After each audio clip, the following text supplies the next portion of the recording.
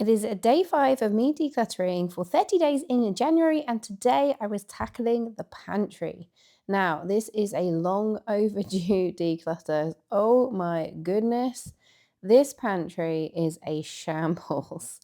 We actually have another cupboard with food in it, but this is our main food store. Now, I love this cupboard. I love the fact that it's pull out.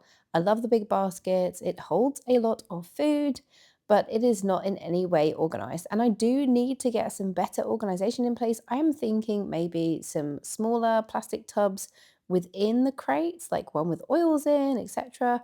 However, for now, the important thing is to declutter, not to organize. So I set a timer for 25 minutes because that is exactly the amount of time that I had, no more. And if it was going to take me any longer, that was tough luck. I only had 25 minutes during my lunch break while I am working from home today. So I got a step ladder to take everything out of the top, and my strategy was to clear one basket at a time. And that way, if the timer did run out and I had to return to work, then I would just be abandoning the pantry without abandoning a mess. So, with all of my declutters, the aim is not to create a bigger mess for myself, because with 3 young children, ages 6, 4, and 2, like there is never any more time in the day to clear up previous messes. So at the top of this cupboard, we have like our snacks really. We have kids' sweets and chocolates in boxes. They still have chocolate and sweets from Halloween, maybe even further back than Halloween. We do ration them, and I would say that out of sight, out of mind for our kids. If they're not seeing their stuff, they're not wanting to eat it, and that suits me because then if they really do want a sweet treat, they will ask for it. Then usually I will say yes, provided it's not just before a meal or just before bedtime, because they don't have it all the time. So obviously with Christmas, lots more chocolate has entered the house, and I've done my best to help them out here, I'm telling you. But I'm trying to get back on it with some healthier eating. So packing away the kids' stuff into their little tubs, and then in the other tub we have the kind of snacks. I've tried to move away from processed foods as much as possible. So we have got a good mixture in there. There are definitely some processed snacks, but then there are some healthier options. So we will typically take these snacks with us when we go to collect the kids from school and nursery. I usually take them an apple plus something else, like whether that is like a flavored oat cake or a little malt loaf or something. They need a sugar pick me up of some description as soon as they get out of nursery and school. So our kids go to after school clubs Monday, Tuesday, Wednesday, and then our toddler is at nursery for now from this month, 3 long days from Monday, Tuesday, Wednesday, and she will start preschool for a shorter day on a Friday from this month. So they get fed at after school clubs and nursery, but it's pretty early on. And so by the time we pick them up, they are hungry and they are also very tired. So we hit them with the snacks as quickly as possible. These are also snacks that we take with us when we have day trips, etc. So they are on the top shelf for a very good reason, because our kids will find that if they are, closer, lower down, and if they are within sight, then they can't resist sneak in a few treats. And I do like to be in control of what they're eating as much as possible. I like to give them some control, but in terms of timing and what they're having and not having too much sugary stuff, I like to help them with that. Then next up, we have all of our teas and coffees. Now, are you like this? Do you have a wide variety of teas and coffees? So I don't actually drink caffeine, and I haven't drunk caffeine for almost 20 years now. I started out cutting out caffeine when I had really bad acid reflux in my very early 20s. Like I was very young to have such a bad problem, and I wasn't particularly overweight at the time either. I think, in fact, I was much healthier weight than I am now. I had really, really bad like chronic reflux, and I had an investigation where they have the camera down the throat, and I have a bit of a wonky valve apparently that opens like the wrong way and is letting acid out the wrong way. And there's no obvious reason for why that happens. So I was advised to cut out caffeine, alcohol, like all acidic fruits and foods from my diet, also wheat, and then like slowly reintroduce them. So I had to cut them out of my diet for a very long period of time. It was almost a year, I think.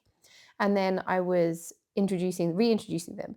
I actually don't think caffeine is a problem for me in my diet, but I did find that when I gave up caffeine, I started to sleep a lot better. And as somebody who's always really struggled with their sleep, I've always had really bad nightmares.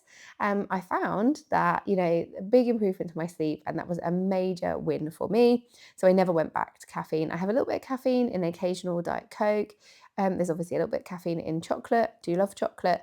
But I don't have caffeinated drinks, don't have caffeinated tea and coffee, but I still really like teas and coffees. But I like to start my day with a rooibos tea. I have like a chai latte, which doesn't have caffeine in it. I've just found this really nice, like decaffeinated chai tea bags. And then I have like regular decaffeinated tea, regular decaffeinated coffee. So I still drink it, but I don't drink a lot of it. I do have a lot of different kinds of decaffeinated drinks because I like a bit of variations. I've got the decaf Earl Greys and the sleep teas and all the rest of it. I'm not mad keen on a fruity herbal tea. I always think they're a bit disappointing, like you stew them for ages and then they don't really taste of anything. But I do like a variety of teas. My husband is very much a coffee drinker. He is like full on caffeine. He's your double, triple espresso in the morning. He has like an Italian stovetop coffee maker, and he has all different kinds of coffee beans on the go. We have a coffee grinder, so he's grinding the coffee and making fresh coffee, and it smells amazing, right?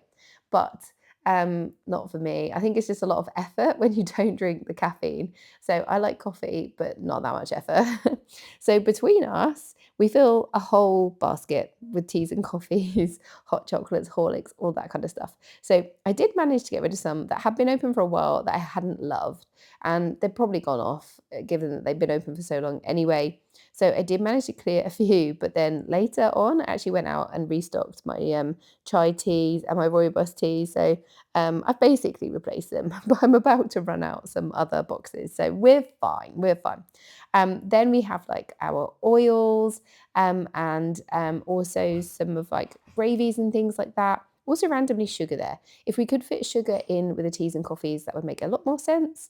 But we can't because we have so many teas and coffees. So therefore, they have to sit with where like the cooking oils are. One thing I really struggle with when I'm clearing out any kind of food products, whether that's the fridge, freezer, the pantry, or whatever, is that sense of like wastefulness. And growing up in a family where, you were very much enforced and reinforced that whole fact that there are a lot of people who are struggling, who are going without food, and you have to eat everything and use up everything and not waste food. I find it so difficult when I have to throw anything out. However, as a working mum of three very young children, I also find it very hard to keep on top of what food is going out of date, what I need to use up. So, the busyness of life and being a bit disorganized as I am means that often I am missing things in the cupboard and not using up things, as well as like things that we just find we don't like or we don't want to use up. There are things that we genuinely do like to eat and use, but then I don't realize how much I have or whatever. So I noticed when I was going through the cupboards, like I had 3 packets of suet, 2 of which were open, 1 of which was very out of date. So it's fine. I can still use up the other ones, but like I've clearly keep buying it, not realizing that I had one already, and I've opened one, not realizing that I had one open that was about to go out of date. So that kind of thing is annoying, and I need a better process for that, or just basically to take a better stock of what I've got in the pantry before I'm ordering food, and hopefully that will be easier. Now I've had a bit of a tidy out and I can see things a lot better.